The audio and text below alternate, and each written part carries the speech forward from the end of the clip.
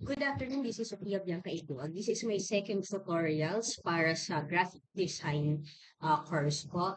This is compatible doon sa social media marketing. Ang gamit-gamit ko po ngayon is yung Canva for Education kasi isa po akong licensed professional teacher.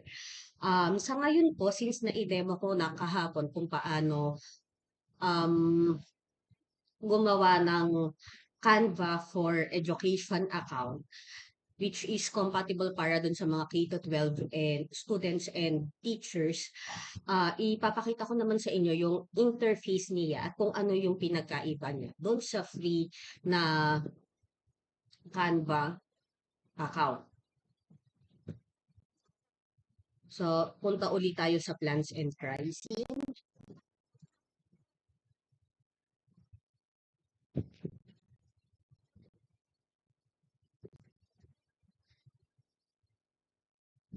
So, pagka sa free, most of the time, maa-access nyo pa naman yung majority sa mga tools ng Canva. Ang problema nga lang, medyo limited ang mga templates na meron kayo. Tapos up to 5 GB lang siya. Kapag ka naman Canva Pro, ito yung mga meron siya. Ito kasi pwede nyong i-subscribe 300 pesos pagka monthly, pero nagiging 200 pesos na lang siya pag binayaran nyo ng buo, yung 2,500 pesos na annual or yearly subscription fee. Pagka sa Canva Teams, pareho sila ng ni Canva Pro features. Ang ikinalaman nga lang ni Canva Teams,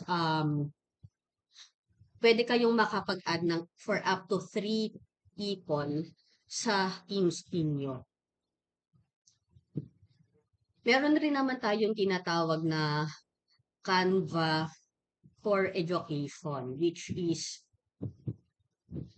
itong sa teacher, ito yung idinemo ko kahapon kung paano magpa-verify.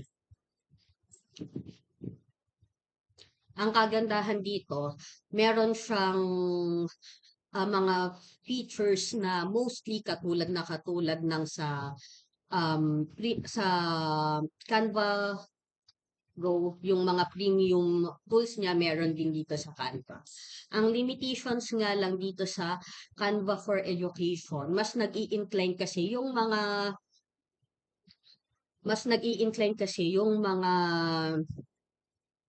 templates niya pagdating sa paggagawa ng mga learning materials.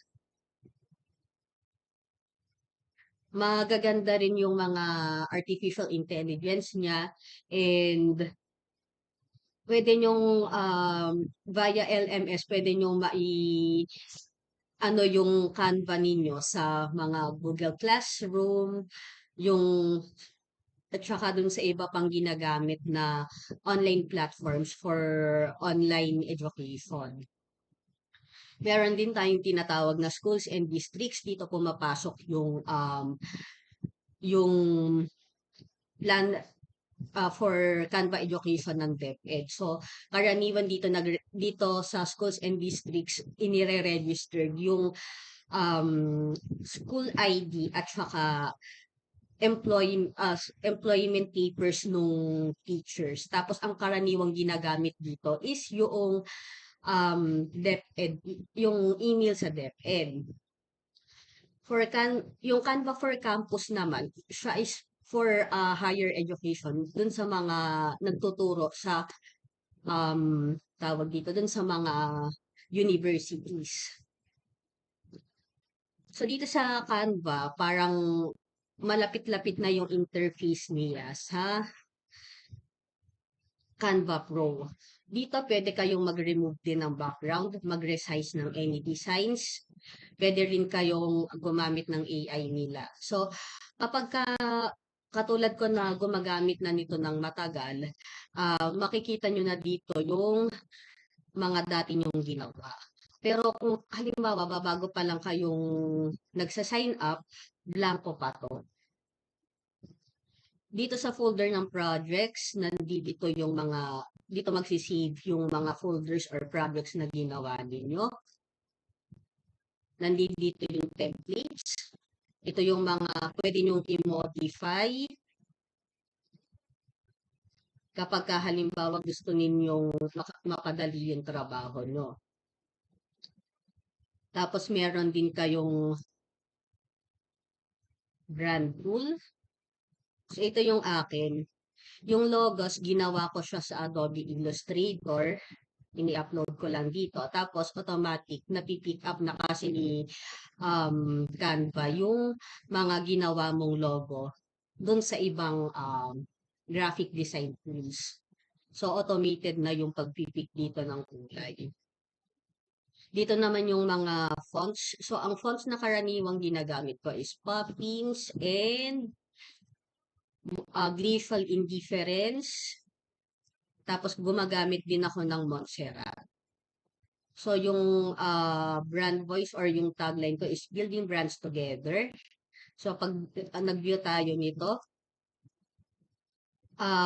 karaniwan dito rin pinapalagay sa amin yung mga proposals namin, ganon. Pero pagdating dito sa photos, ito naman yung mga ginawa ko dati. Yung sa graphics ko, dito ko na inilink yung mga folders ng ginawa ko. And yung sa icons kasi, hindi ko na to nailagay. Kasi nung minsang masira yung hard drive ng computer ko, hindi ko na naisave yung mga nagawa ko dating icons sa Adobe Illustrator. So, dito sa apps, makikita nyo yung mga AI ng Canva for Education. Yung AI niya, iba pa siya kumpara dun sa AI ng Pro. Mas nag-i-incline kasi to for educational purposes. Last work, yan. Pwede kayong mag-ano dito, mag-designs ng activities dito. And yung sa Dream Lab, nasa sa 500 images yung pwede niyang ma-generate. So, pwede mo siyang mautusan na gumawa ng image for you. Halimbawa ito, mandala.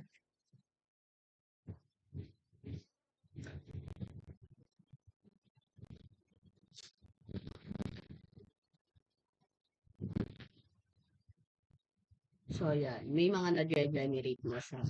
Pwede mo ring utusan tong mag-generate ng log.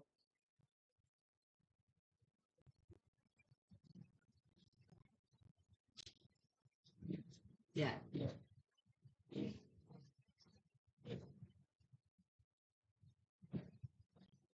Kapag ka naman magke-create kayo ng sarili yung design, click lang.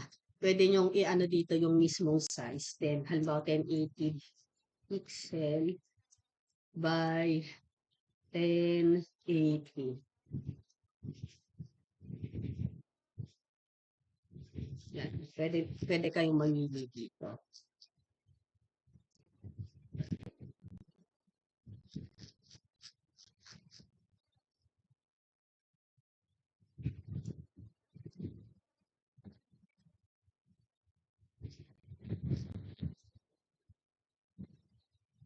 So far, dito na lang muna and bukas na lang ako magde-demo.